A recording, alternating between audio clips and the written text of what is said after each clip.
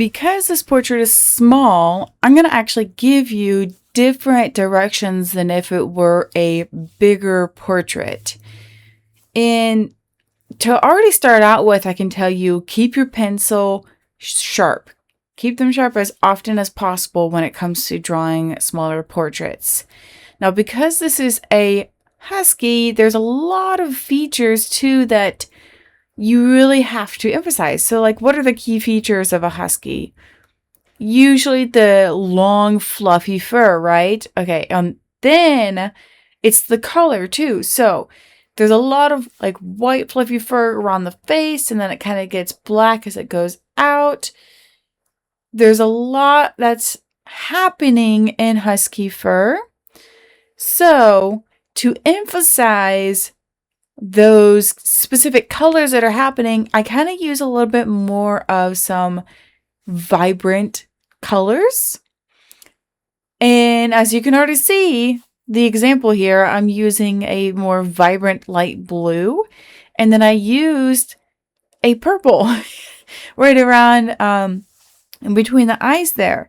So having a little bit of that, like, just, you don't have to draw it super heavy, but just a little bit of that different flexion of color in there actually really helps to add more detail, especially for drawing smaller portraits.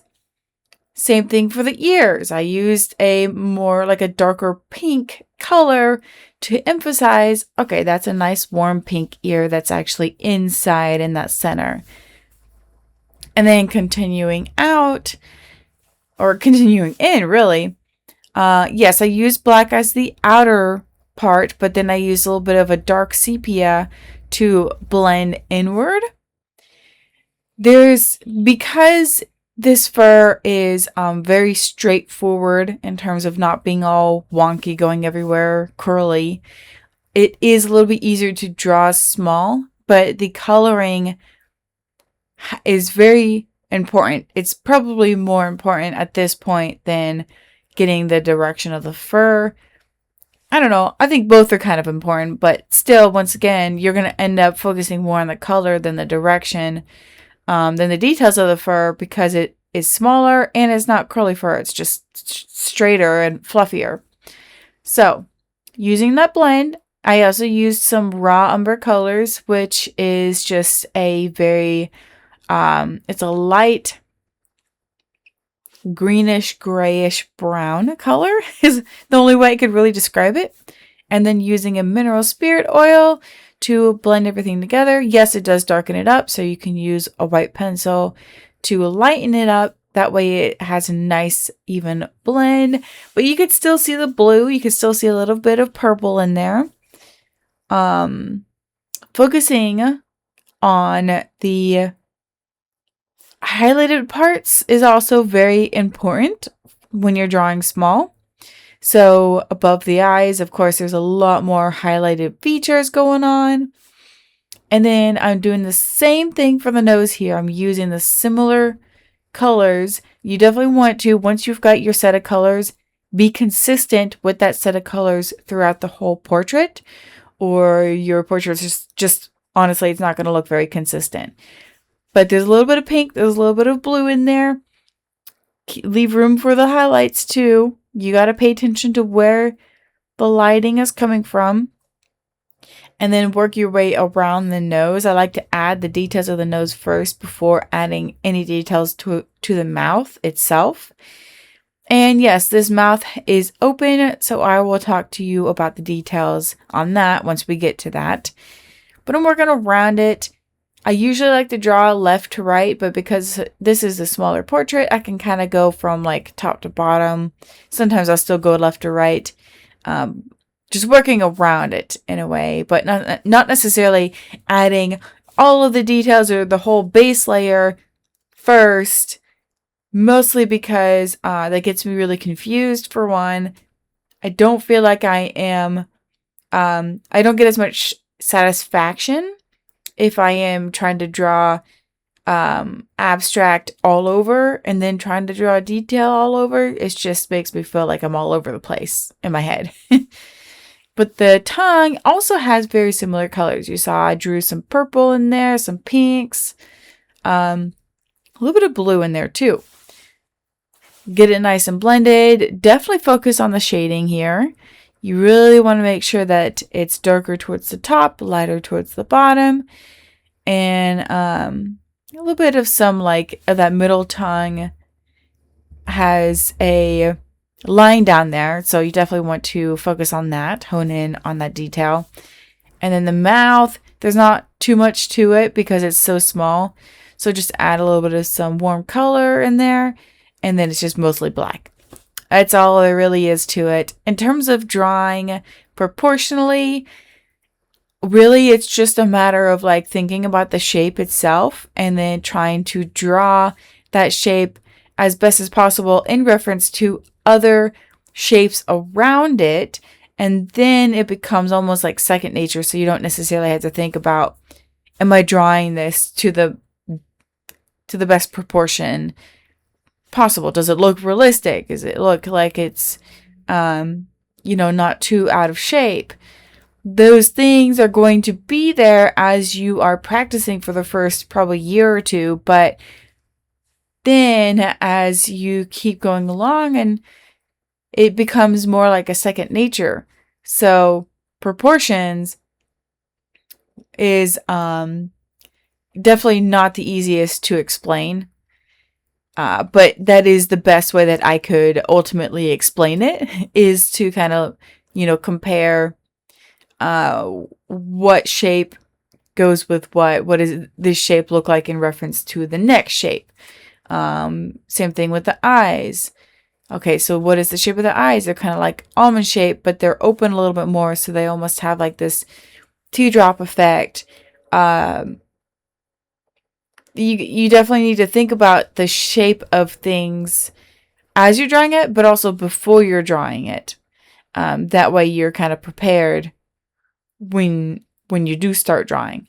So look at this lighting here. You can see that the muzzle is more white, above the eyes is more white, but then as you get down to the cheeks and below the mouth, I am adding some darker features, but also still using the same colors. So what I'm doing is just applying more layers and a little bit heavier pressure.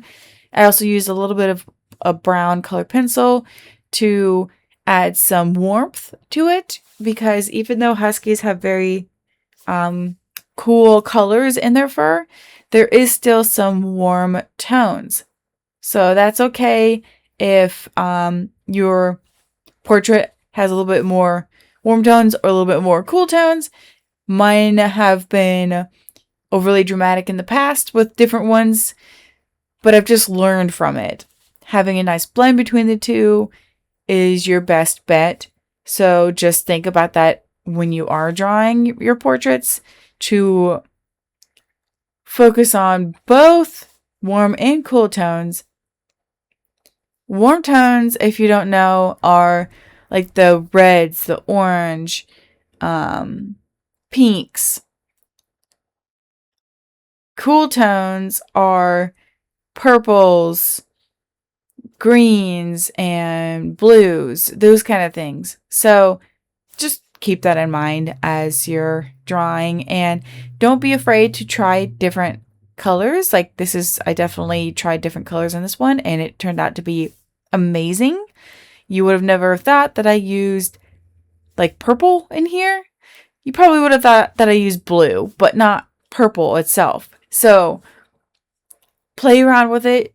Just draw lightly at first.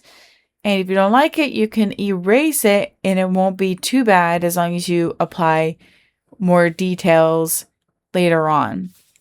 And then for this body, it's just like a big tuft of fur. There's not much going on. So that's okay. Just, focus on the lighting. Like think about where the lighting is coming from, the direction of the fur. And yes, this is long, thick fur, so we're not drawing short strokes, even though technically you are drawing short strokes because it's a smaller portrait, but think about it as these are long, this is long fur. So you have to think about long strokes in a way. And then to blend it all, normally I wait to do more layers, but because it's lighter, I wanted to go ahead and apply the mineral spirit oil, which if you want to know what materials I'm using, you can sign up for the ebook that's linked below. But if you want to take a step further and actually learn to draw yourself and just have fun with different animals, I have, you can take a class. It's all online. It's all at your own pace, but that will be linked below as well. And then if you want to take it even further, I have a full 8-week program, fully in depth, where you can learn to draw your own pet portrait. It's also really helpful for wildlife too, but it goes into depth of different colored fur, different textured fur, different animal features. By the end, you get to practice doing your full-on pet portrait, and then you can ask me questions along the way, but it is at your own pace. Even though it's 8 weeks, I just section it into 8 weeks, but you can go faster or you can go slower. It's whatever you want to do. Now you can really see the body. I used a white color pencil to add some depth. So I used that for like the highlighted fur. And then it kind of just went along and blended. So at this point, you can go back over your portrait and add more detail. Anything that you see that's missing, go and fix it. I always do that for every single portrait, but I try not to focus too hard on fixing every single mistake or detail overall, because then it's just going to drive yourself crazy. You're not going to be satisfied by the end. So you're just going to have to learn when to call it quits.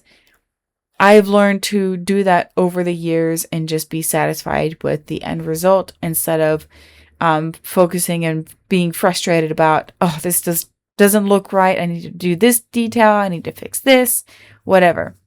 But thank you so much for watching. Don't forget to like and subscribe. Comment down below if you've got any questions or any comments. But I'll see you in the next one.